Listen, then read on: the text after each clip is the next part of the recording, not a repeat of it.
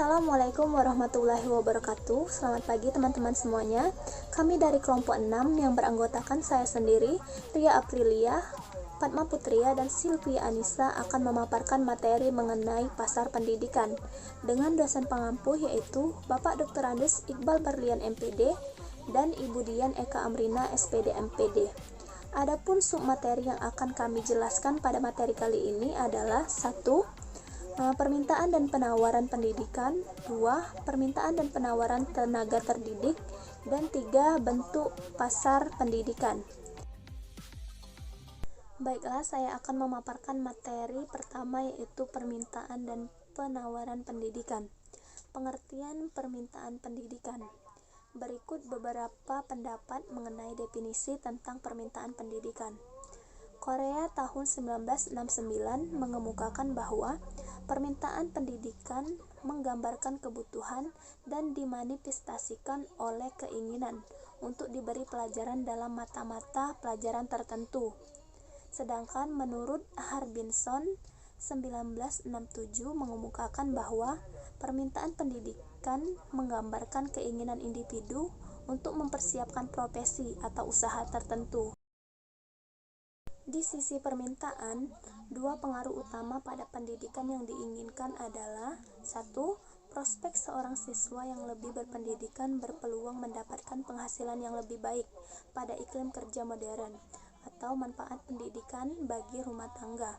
2. Biaya pendidikan anak, baik langsung maupun tidak langsung yang ditanggung oleh siswa atau keluarga. Menurut Todorov dan Smith tahun 2006, faktor-faktor ekonomi yang menentukan tingkat permintaan pendidikan diantaranya adalah perbedaan upah dan pendapatan, probabilitas keberhasilan dalam mencari pekerjaan terkait dengan pendidikan, biaya pendidikan langsung yang ditanggung siswa atau rumah tangga, dan biaya tidak langsung atau biaya oportunitas pendidikan. Sedangkan faktor non-ekonomi yang mempengaruhi tingkat permintaan pendidikan adalah perubahan budaya, gender, status sosial, pendidikan orang tua, dan besarnya ukuran keluarga. Selanjutnya yaitu penawaran pendidikan. Penawaran pendidikan dapat dilihat secara makro dan mikro. Secara makro, pengadaan pendidikan dihubungkan dengan beragam kebutuhan pembangunan nasional, baik pembangunan ekonomi, sosial, budaya, maupun politik. Dalam perencanaan pendidikan, untuk pengadaan pendidikan ada beberapa pendekatan, antara lain adalah pendekatan permintaan masyarakat dan pendekatan ketenaga kerjaan. Sedangkan, jika dilihat secara mikro, pendidikan adalah pengadaan atau produksi jasa pendidikan yang dilakukan pada tingkat sarana pendidikan, seperti pada sebuah SMP, SMK atau SMA, dan program studi tertentu di perguruan tinggi. Satuan pendidikan seperti SMP, SMA, SMK, dan sebagiannya adalah sebuah firma atau perusahaan. Permintaan dan penawaran tenaga terdidik. Permintaan dan penawaran tenaga kerja di pasar kerja banyak dipengaruhi oleh perubahan dalam tingkat upah yang berlaku. Permintaan input termasuk tenaga kerja datang dari produsen. Pengeluaran untuk input merupakan salah satu komponen biaya produksi. Oleh karena itu, perubahan harga input akan mempengaruhi permintaan terhadap input itu sendiri. Perubahan upah akan mempengaruhi permintaan tenaga kerja oleh perusahaan.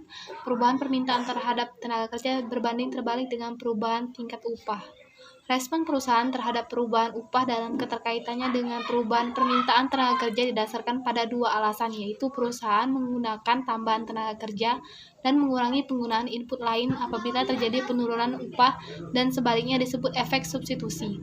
Dan perubahan upah akan menyebabkan perubahan dalam biaya marginal perusahaan sehingga akan berdampak terhadap perubahan output yang dapat dihasilkan sehingga berpengaruh juga terhadap permintaan tenaga kerja yang digunakan.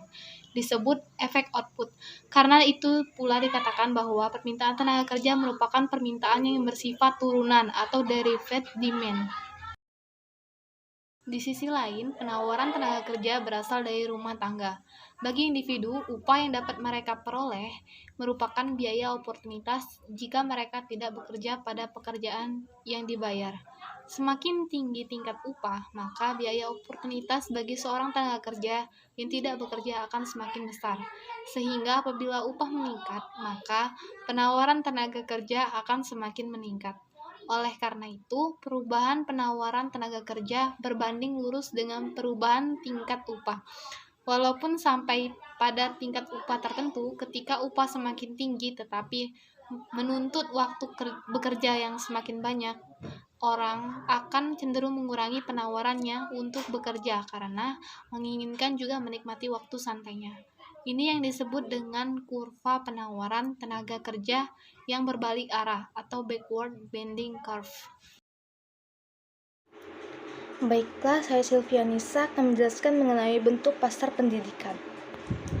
Pasar pendidikan dapat didefinisikan sebagai keseluruhan permintaan dan penawaran terhadap jasa pendidikan tertentu, seperti keseluruhan permintaan dan penawaran jasa pendidikan SMP, keseluruhan permintaan dan penawaran jasa pendidikan SMA, atau keseluruhan permintaan dan penawaran jasa pendidikan SMK tertentu. Nah, sebelum kita mengetahui bentuk dari pasar pendidikan itu seperti apa, saya akan menjelaskan apa saja bentuk pasar di dalam ekonomi. Menurut bentuknya dalam ekonomi, pasar dapat dibedakan atas satu, pasar di mana terdapat persaingan sempurna atau perfect competition. Kedua, pasar di mana tidak terdapat persaingan atau monopoli. Ketiga, pasar di mana kurang terdapat persaingan atau imperfect competition. Suatu pasar dikatakan ada persaingan sempurna bila memenuhi syarat seperti: 1. Pasar tersebut harus terorganisasi secara sempurna. Para pembeli mengetahui benar-benar tentang keadaan pasar. 2. Para pembeli dan penjual harus bebas dalam melakukan tindakannya. Tidak boleh mengadakan perjanjian satu sama lainnya. 3. Tidak ada campur tangan dari pemerintah, baik secara langsung maupun tidak langsung. 4. Barang-barang yang diperdagangkan harus homogen. 5. Jumlah pembeli dan penjual harus sedemikian besar sehingga berpengaruh. Sementara itu, suatu pasar disebut monopoli bila seluruh penawaran pada pasar tersebut dikuasai oleh seorang penjual atau sekumpulan penjual. Dengan kedudukannya yang demikian kuat di pasar, maka pemegang monopoli dapat mengemudikan politik harga.